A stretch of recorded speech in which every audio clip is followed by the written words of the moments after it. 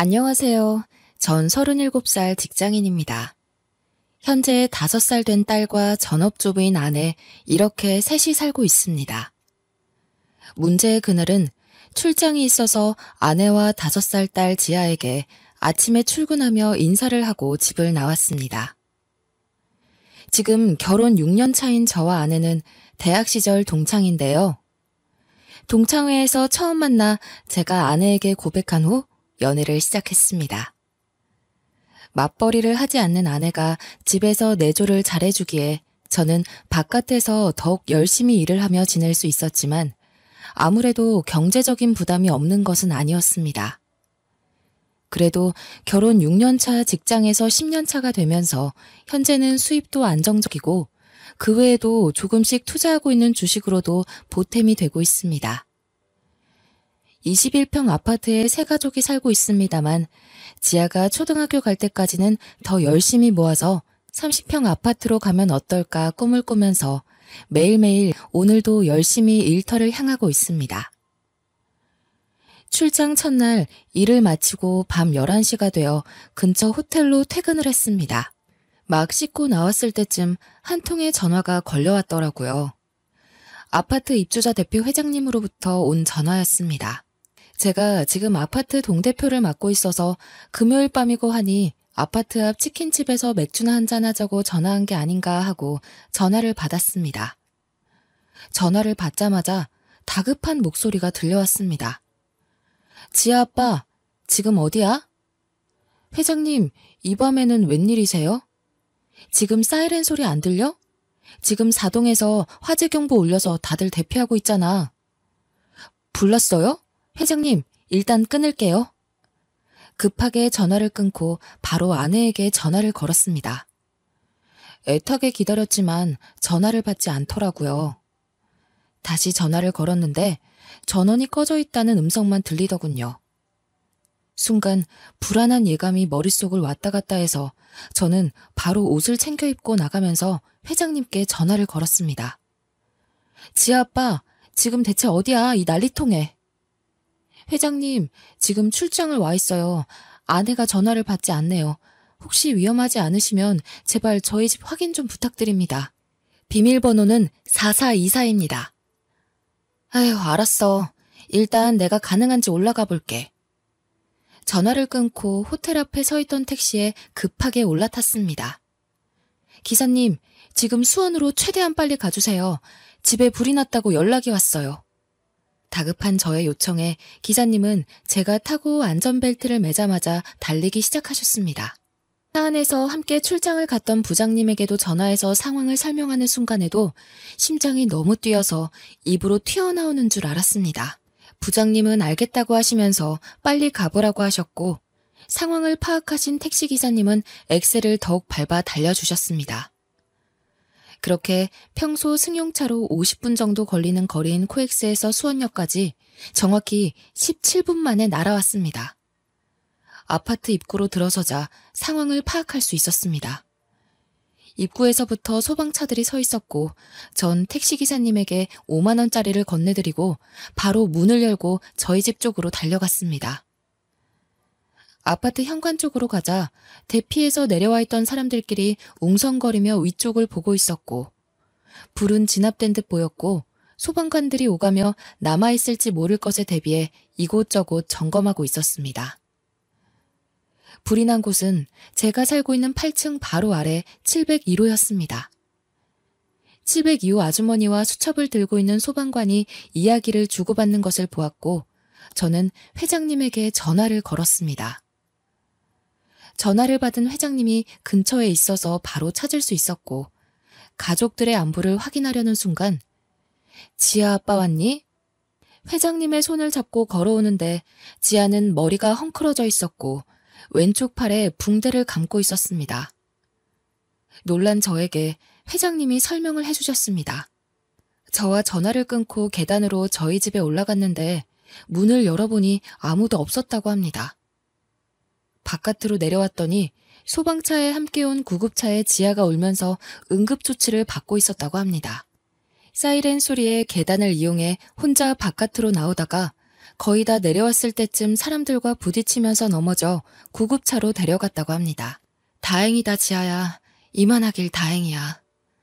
아빠, 무서웠어. 딸이 뭔가 이야기를 하려고 하던 그때 소방관이 말을 걸어왔습니다.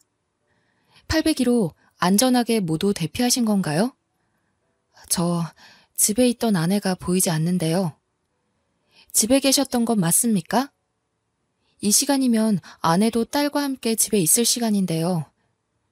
소방관은 저의 얼굴이 창백하다며 괜찮은지 물었고 전 아직 아내를 못 찾은 거에 안심을 하지 못하고 있었습니다. 일단 장인 장모님께 연락을 드렸고 저희 부모께도 연락을 드렸습니다. 아내의 안부를 확인하는 것도 중요했지만 지아를 데리고 병원으로 가보라는 소방관의 말에 일단 구급차를 타고 지아와 함께 병원으로 갔습니다. 회장님에게는 혹시라도 아내를 발견하면 연락 부탁드린다고 말해놨습니다. 구급차 안에서도 몇 번이고 아내에게 전화를 걸었지만 역시나 전원이 꺼진 채로 연결이 되지 않았습니다.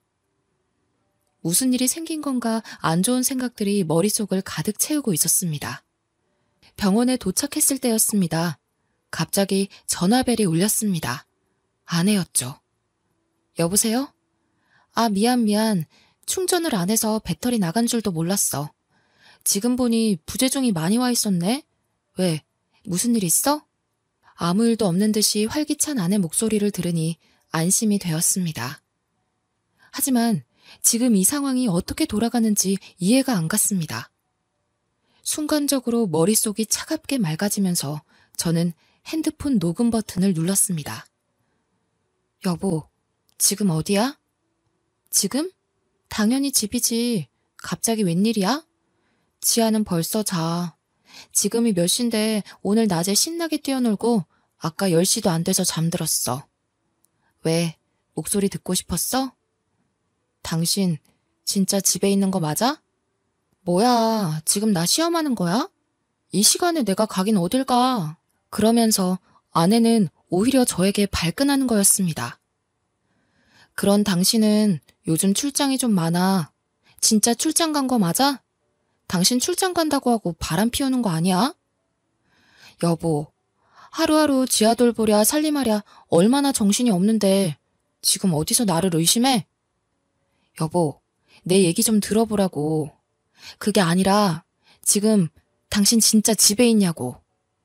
아, 그러니까 그럼 내가 지금 집이 아니면 어디 있겠냐고. 조금 전에 아랫집에서 불이 났어.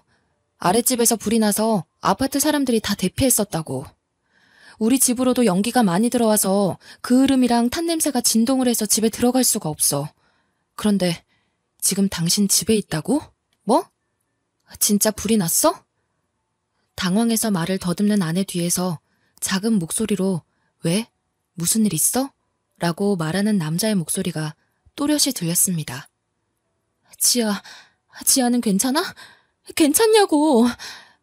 엄마 없이 혼자서 대피하다가 계단에서 넘어져서 팔을 다쳤어. 지금 병원에 있어. 그런데 당신 지금 어딘데? 도대체... 근데 나 지금 옆에 있는 남자 목소리 다 들었어.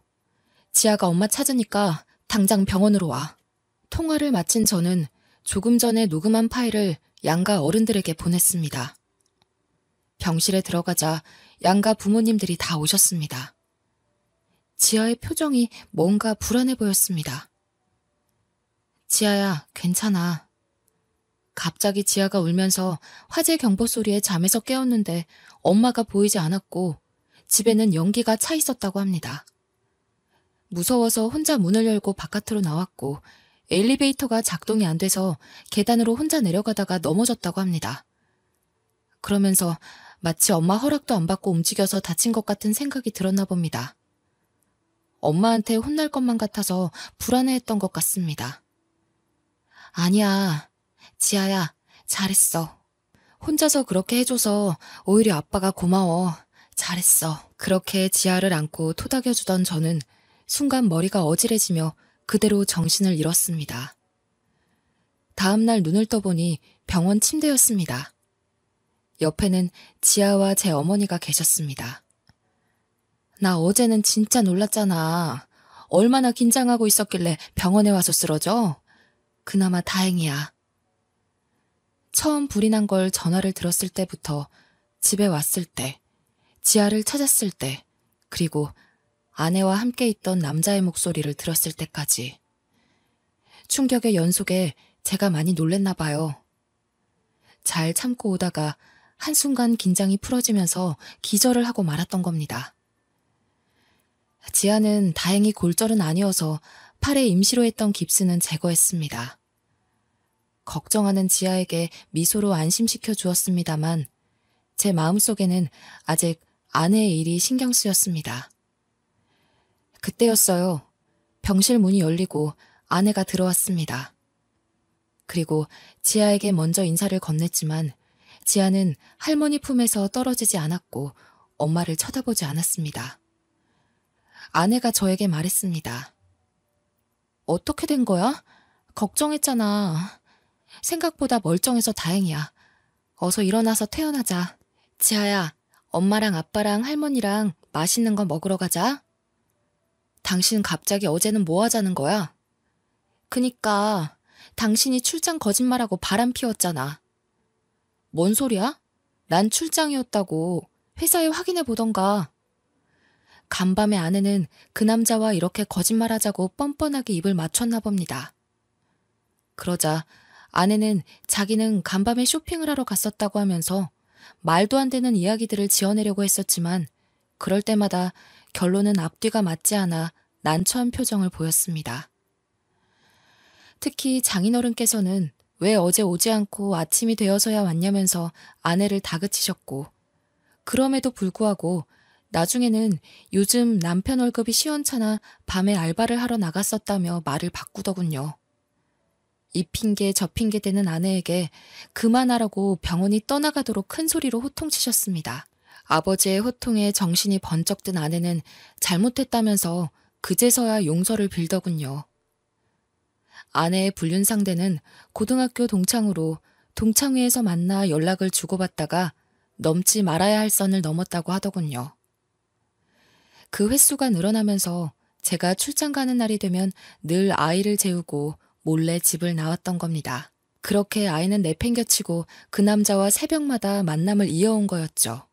교감 선생님으로 정년 퇴직하신 장인어른의 호통에 아내는 그 어떤 반론도 하지 않고 불륜을 저지른 것에 대한 책임을 지고 저와 이혼을 했습니다.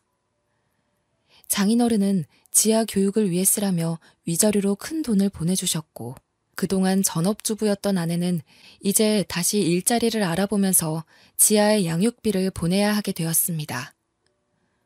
화재 이후 아파트의 보수를 다 마치고 지아가 그날의 일에 대해 트라우마가 남아있는 것 같아서 그 집을 처분하고 대출을 받고 부모님의 도움을 받아 더 넓은 50평대 아파트로 이사했습니다. 지금은 할머니, 할아버지와 지내고 있어서 지아의 마음이 많이 안정적으로 돌아온 것 같습니다. 사람의 앞날은 누구도 알 수 없는 것 같습니다.